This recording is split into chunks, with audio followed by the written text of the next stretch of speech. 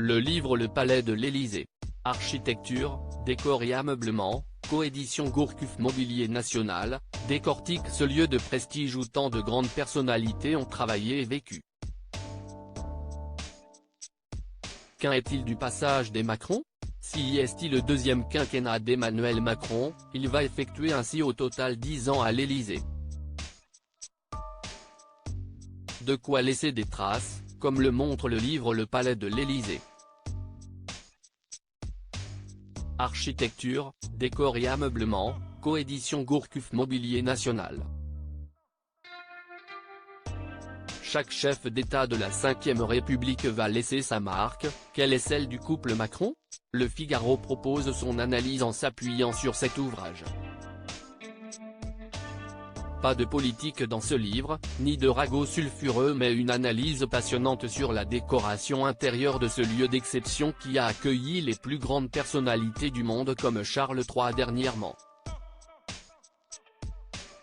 Si les Chirac, Sarkozy et Hollande ont laissé des traces tantôt légères, discrètes ou indifférentes, Emmanuel et Brigitte Macron ont voulu faire une vitrine de la création et des savoir-faire français. Dans le salon doré s'étendent désormais deux tapis cinétiques de Vasarely, des sièges Stark et un bureau noir de Thierry Lemaire.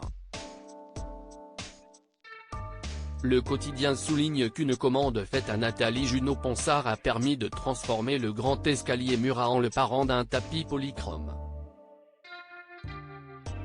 Le chef d'État et la première dame ont métamorphosé chaque pièce avec des pièces plus contemporaines et modernes. Un choix qui irrite parfois, puisqu'on leur reproche de trop mélanger les styles dans le palais.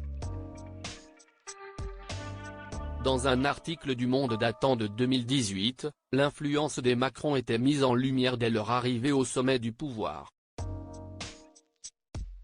Le président fraîchement élu avait souhaité changer son bureau, misant sur une pièce de béton signée Francesco Passaniti qui dormait dans les réserves du mobilier national.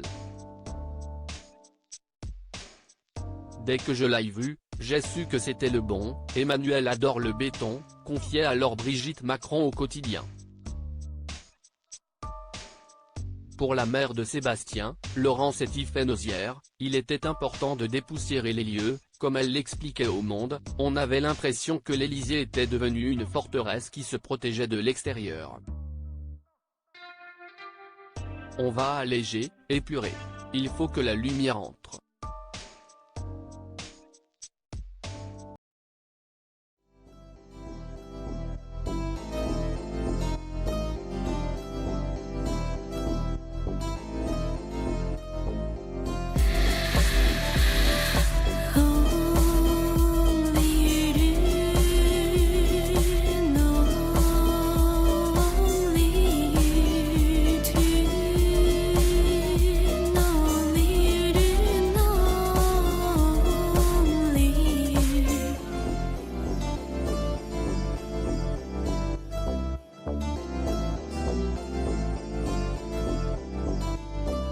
To